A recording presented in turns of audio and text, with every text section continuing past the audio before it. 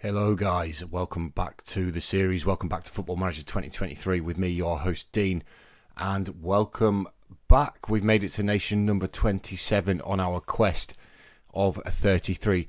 The nation in question is the Netherlands, and we have become the manager of Feyenoord.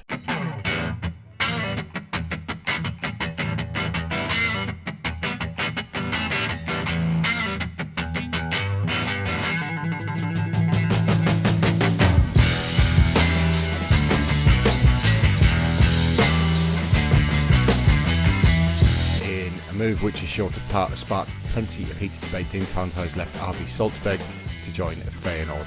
Talenthei arrives with a record of 1,562 league wins, 394 draws and 418 defeats in his career. He's also won 34 league titles and 23 cups. We've had an absolutely fantastic career so far.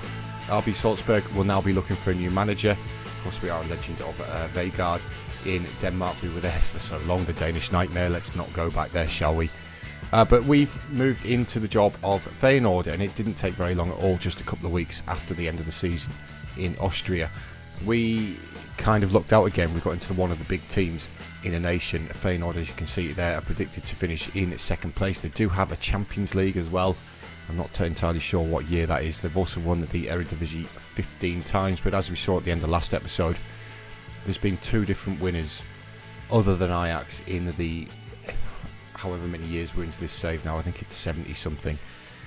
So we will meet the squad, of course, like we always do. The board do expect us to qualify for the Champions League, though, in terms of in the league, which I'm assuming is second position. We'll have a look. Obviously be competitive against Ajax as they're a rivalry. Use the club's youth system. Financially, I don't think the club's in the best of places. We've got £10 million in the bank, 5.5 million in transfer fees. In terms of the squad, let's have a quick look. Let's go over through ability. Louis Massamba is touted to be the best player at the club. He is a 26-year-old Belgian centre-half/centre midfielder. Now, he looks very, very good, particularly as a ball-playing defender. He's got bags and bags of ability in that position. Valued, wow, he's got one hell of a value on him, on £72,000 a week. Quite pleased to see him in the squad. He could also possibly move into this defensive midfield position if we needed to. He's quite good. Next up is Julian Frender, a Dutch goalkeeper. Again, looks very, very good. Does the 29-year-old. Again, £40 million in value, which is absolutely fantastic. He's been here for quite some time now, formerly of RZ. And then after that, we've got Merden Barto, again, another Dutch centre-half at 30 years old. Again, looks very, very comfortable in that position. Got long throws, which is good. I might get him learning that long, flat bullet throw, so we can do something from set pieces, from throw-ins as well. Again, club legend, 170 appearances for the club. In terms of the Eredivisie and why the manager obviously lost his job, if we have a look at the league table, Feyenoord did finish in 5th position, despite having the second best team in the division according to the media. It's full of Ajax players other than Massamba, who does make it into the Dream 11. Julian Frender, not quite better than Liberd, according to this. They look very, very similar, don't they? But I'm assuming that's why the manager lost his job, though, finishing 5th when you're supposed to be second. We're also 9 points off RZ in second place there. You can see Ajax were the champions again. In terms of the club info, it's another nation where they've got licensed kit guys, so I don't need to do the kits, although I may do because they do look a bit vanilla, shall we say. So the club itself, excellent training facilities, excellent youth and an excellent academy as well. Currently spending under the wage budget, which is good. Dirk Kuyt, Giovanni van Bronckhorst, Robin van Persie, Ed de Hoy, all club icons and legends. Players of my generation, Jan Dahl Thomason as well, currently the Blackburn manager in real life. Again, players of my generation, the guys I sort of grew up watching, particularly Van Bronckhorst, Van Persie, maybe a little bit old, I'm showing my age now, De Hoy, Dirk Kuyt as well. In terms of affiliates, we don't have any senior affiliates. We've got a few junior affiliates, as it were. We play at the De Kuip. I think that's pronounced. Again, Dutch is not my not my forte, guys. So that's the squad. Obviously, it hasn't even ticked over to the next season yet. That's how quickly we've come back.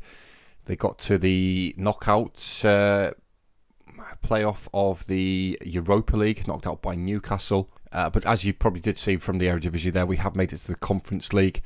I think it goes into a European places playoff for certain positions. If we have a look at the rules, there's 34 games. Each plays each team twice. That's nice and straightforward. 5th, 6th and 7th, possibly 4th, depending on not already qualified teams going to a playoff for that final European spot in 5th position. Bottom 2 relegated, 3rd bottom into a playoff. I don't think there's any registration rules. There's transfer windows, obviously, that's fine. There's loan rules, maximum of 6 foreign-based players, that's absolutely fine as well.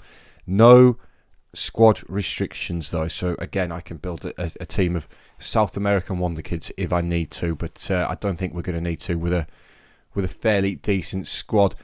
Now I'm going to come back and do the first 2 games of our time here in Holland, so we'll catch up with you guys again in just a minute, and we'll meet the squad properly. We'll pick our lineup, set the tactic up, stuff like that, and hopefully we can get off to a flyer. Right guys, welcome back. We've made it to the opening day of the season, and as you can probably see there, we're going to be taking on FC Groningen, if I'm saying that correctly. Again, apologies if I'm not. I'm not Dutch. I don't speak Dutch at all. In terms of what's happened since obviously you were last here and we met the squad, we are in Europa Conference League, but we haven't come through the qualifiers. Obviously, we've taken on Crusaders, knocked them out comfortably. Vikingur as well, even more comfortably. We are drawn against Dnipro of the Ukraine in the next round. So we've got Groningen, and then we've got Ajax, believe it or not, away at is it the Johan Cruyff Arena? It is the Johan Cruyff Arena still for Ajax. So that's going to be a difficult game for us to take on. I haven't made any signings. There's been a couple of players come in, but they were already pre-arranged and they're not particularly great. There was one who was here on loan last season. It's become permanent. Our odds have slightly reduced. There's also now a Groningen player appearing in the Media Dream 11, and our goalkeeper's in here. So possibly Ajax have been weakened. Now, one thing that has happened during the pre-season, Ajax has got a new manager. Their manager left. Now, this hadn't happened before. They brought in Renzo, who is formerly a Velez manager, Aston Villa player. And the reason, though, that the Ajax manager left, if we have a look at the manager history, it was Antonio Kirovski, a left manager role. He's now the manager of RB Salzburg. He's taken our job at Salzburg, which is disappointing. Obviously, if I hadn't left Salzburg, he'd still be in charge of Ajax, so there was no way I was going to get into Ajax regardless of what happened. But he's now become the manager of Salzburg, so hopefully they continue to do quite well to RB Salzburg. Of course, we like to see our former sides do particularly well. Like I say, we haven't made any signings since you were last with us. Financially, we have obviously lost a bit of money. This was possibly signings that were coming in anyway. The transfer budget has gone down. Again, I'm not quite sure why, because I personally haven't signed any players. In terms of the ones who have come in, they came in at the end of last season. It was Gylfi Magnusson from AZ on a free transfer. Again, that was pre-arranged, the Icelandic player there.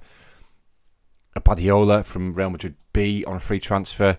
Again, maybe he's not quite up to first team standards, but we will go through that.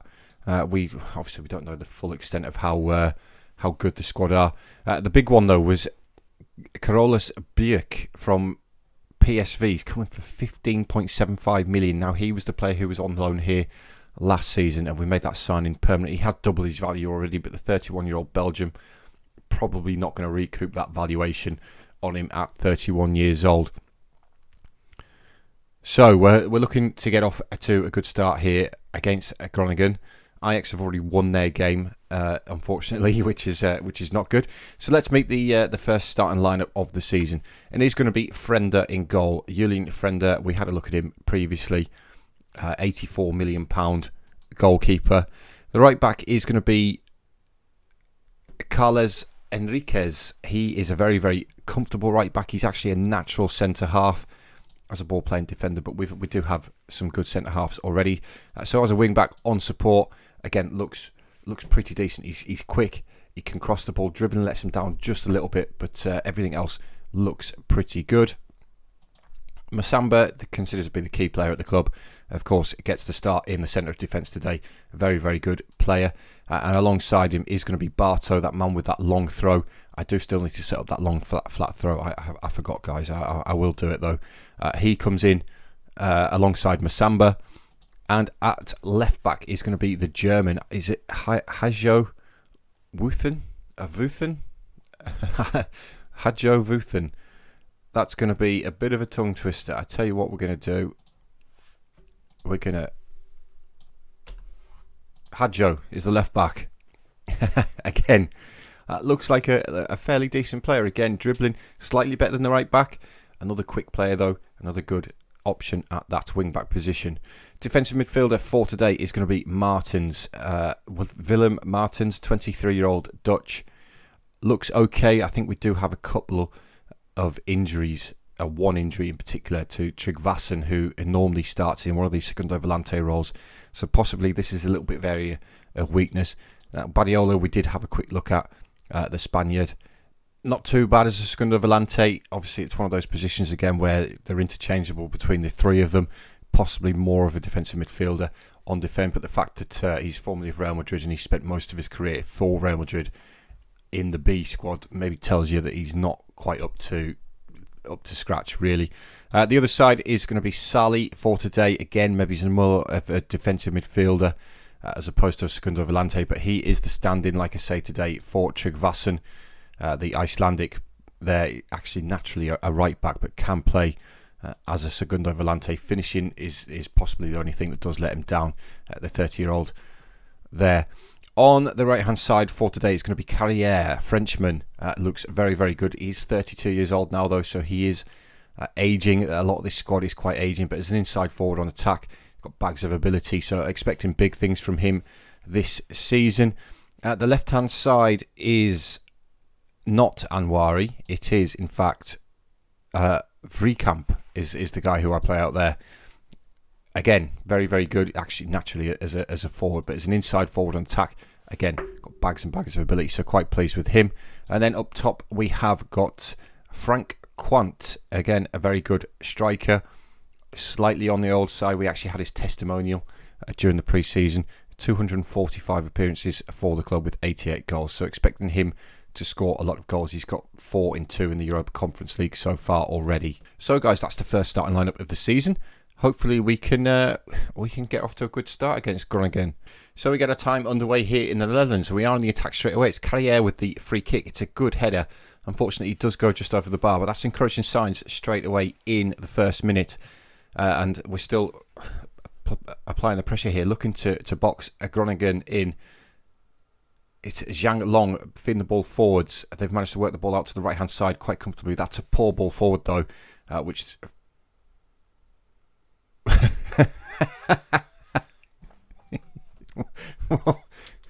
What was that? Oh, can I watch that back, please? I have to watch that back. That was funny. What on earth? What on earth was Brendan doing? I thought this was an absolutely shocking ball forward by the right back here, which was easy for the goalkeeper. But what is this? And we're a little bit fortunate not to concede really there. Masamba is the one who brings the ball away, plays the ball down the line to Carrière. It's the ball's worked back to the feet of the Groningen players. Dordic feeds it into Zhang Long. Dordic again into Hamburg. Ball forward. It's another pass forward, but Masamba reads that, cuts it out, finds Bardo. No, Hadjo. Vriekamp is fouled by Backs. Is it the right back there? And we do get the free kick in the defensive half to be taken by Barto. It finds Hadjo. And that's the end of that highlight, apparently. I think that might have messed up there, guys, when I went back and watched what Friend did, because I've got no idea. I've never seen that in all my seasons in Football Manager. What year are we in? Does it tell me anywhere on the screen? 2085. It's my 100th birthday soon, yes. Carrier to take this corner, 23 minutes gone, towards that near post, and Louis Masamba, gets his second goal of the season, the first league goal of our Dutch adventure, and it's a bullet header from the corner. Great corner by Carrier. Masamba climbs highest. He's got 17 jump and reach, and it's an absolute bullet of a header. And we get a highlight straight from the kickoff, looking possibly FC Groningen to get themselves back into the game. St. Graven plays the ball forward. It's well cut out by Bardo, though, but the ball falls at the feet of the Groningen player. Zhang Long switches it out to the left-hand side, and Dira looking for the little clip ball over the top. Masamba wins the header, though, falls at the feet of Minter. That's a good ball forward, and Costa's in. It's a good save by Frender. One-on-one with the attacker there. It was a good little reverse pass by the Groningen midfielder to get him in. Polmans to take the resultant corner, though, goes deep with it. It's easy for Frender. Comes out, claims that one commandingly. Approaching half-time now. Carrier with another free kick. Looks for Masamba again. It's headed clear, but Barto is going to get there. Feeds the ball back to Enriquez. Gets it out wide to the right again. And Carrier. Can Carrier take it past his man? Comes inside. Finds Badiola. Comes back. Little clip ball over the top towards Frank Quant. Nice touch. Oh, that would have been a great goal if that had gone in. What a touch that was by Quant to get his teammates in it. I think it was Vreekamp who had the final effort that went over the bar. And at half-time, it's a little bit closer than I would have liked, really. All the highlights have been for us, other than that absolute ridiculousness from Julian Frender, whatever he was doing. Quant's not really got into the game yet on a 6.5, but we are playing well. Obviously, the players are still adapting to our system as well. So as we're into the second half now, Carrier with another free kick from the right-hand side. Headed clear by Pinas, and Masamba does really well to win it back. It's Barto, finds Martins to Masamba again. Enriquez feeding it forward towards Badiola. Comes across the left-hand side, finds Hadjo, the left-back, who's fouled. Bax is getting himself sent off here for Groningen, and that makes our job a little bit easier now. Should really go on and win this one quite comfortably. We do win that defensive header, though. Vreekamp finds Masamba. He's got Enriquez outside of him. Brings the ball forward to Carrier. Carrier back to Enriquez. He's tackled, though. Does well to get the ball still. Good ball forward in towards Vreekamp, who takes it round the goalkeeper. Wim Vreekamp with his first goal of the season. Makes it 2-0 to Feyenoord in the 52nd minute. Enriquez again. Just about an hour on the clock. We've done well to come out with that with Badiola. Finds Sahi. Sahi has the effort from range. It's a good save by Eze in goal there for Groningen. It's a decent effort, to be fair, from Sali, from that defensive midfield role. But Carrier comes across to take the corner. Can he find Masamba again? It's towards Masamba. It's headed clear by the defender, though. Only as far as Badiola, who drives back towards the penalty area. Finds Masamba. Now Barto, Vreekamp. It's deflected up and behind for another corner. No, it's got... The assistant raises his flag for offside against Vreekamp, I think, there. So we're into the final 5 minutes of our first league game here in charge in the Netherlands. We've made a change. Quant was down to a 6.2. We've brought Rijkoma on, but not enough time for him to do anything. We do comfortably win that one in the end. Obviously, that red card for Guido Bax did help out massively. Left them a little bit short of players, but in the end, it turned into quite a dominant performance. So after the opening game of the season, guys, we do move into third position. I know there's only been one game played. Ajax are already top, though. FC Utrecht, followed by us. And then is it NAC? I think it's pronounced, I'd say NEC, but I think it's NAC or something like that. Obviously, find themselves up there as well, all with a goal difference of 2. Now, I do have the Dnipro game to play in between. I've got a trip to the Ukraine. And then I've got a trip to the Johan Cruyff Arena. So I'm going to go away and do the first leg against Dnipro. Come back in a minute and we'll take on Ajax, where if we're going to win it this season, this is the type of game that we're going to have to win. Right, guys, welcome back. We have made it to the Ajax game. We've taken on Dnipro. It was a rather disappointing 0-0 draw away in the Ukraine, particularly when you look at the match stats. You can see it was all Feyenoord in this one. Unfortunately, we could not find the target. But we are back today to take on Ajax in the Eredivisie. Now, if we've got any aspirations of winning the title this season with Feyenoord, this is the type of game that we're going to have to win. And it is going to be quite difficult away at the Johan Cruyff Arena, though. It's packed as well. Obviously, a derby game. but we do have some tired players coming to this game with the Europa League qualifying going on. But it's pretty much the same lineup from what you saw in the first game against Groningen. We've made one change. We've brought Willems in on the left-hand side. He's absolutely fantastic. Other than his pace, he's lost all of his pace, has the 32-year-old Dutchman there. But he's going to come in for today in place of Veerkamp. I nearly said Veerhof, but Veerkamp. You can see up here that the players are still getting used to the system that we play. But that's the lineup for today, guys. Hopefully we can pick up the win. That'll be a nice little 100th birthday present for me. So 10 minutes in then. It's been a good start by Feyenoord, to be honest. We are on top. We're in the changed kit of our sort of bluey grey colour there. Ajax have just had their first shot of the game in the 22nd minute, which tells you how good of a start we've had. Unfortunately, we've not had any highlights yet. We sort of need to capitalise on a little bit of good play that we've got. You can see now that Ajax have come back into the game as the half's gone on, but we're approaching half time here, guys, with not a lot happening really, which is a little bit disappointing. Would a draw away to Ajax be acceptable? Probably, and it's at the end of the first half it is actually fairly even. Quant's not quite doing it again though, unfortunately. So into the second half, like I was saying in the first half, guys, it probably would be a good result here away to Ajax. Of course, Ajax are the favourites for this, as you'd expect. When we finally get our first highlight of the game in the 54th minute, we've also picked up a little bit of an injury as well to Badiola. But it is Ajax coming forward.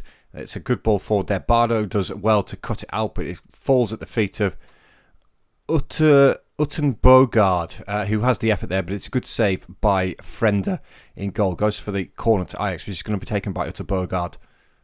Can he pick out a teammate? Hopefully not. It's towards that back post. He does pick out a teammate, but thankfully the header has gone over the bar. So with just about an hour on the clock, you can see that Ajax have come out for the second half in much better form than they were in the first half. We do have our second highlight of the game. It's Hadjo with the throw-in. Ball played inside towards Barto. That's a poor pass though by Bartin. And Gaitan's onto it. Gaitan has the effort, which has clipped the crossbar. But thankfully, from a Feyenoord point of view, it has gone over the bar. We have made a change. Badiola did have that injury. We put Boyek on in that set of the Segundo Volante role. We've got some tired legs as well, like I say, with the European stuff going on. We're in the Ajax half, guys. It's Ajax with the defensive throw-in. Lara finds Zikarioka, who plays the ball out to the right-hand side, and Benilla coming forward, plays it inside to Encinas. Ajax working the ball around nicely now. We've just had a player sent off. Martins has been sent off, the defensive midfielder,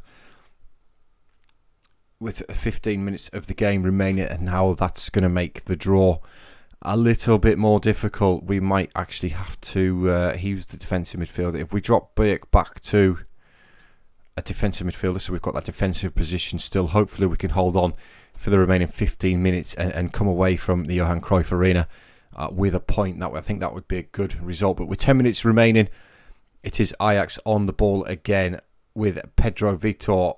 Saboya, good ball forward to Segreles, he's absolutely thumped it in one. Segreles has the effort, which cannons off the underside of the crossbar, and that's not what we wanted at all. We wanted at least a point from this game.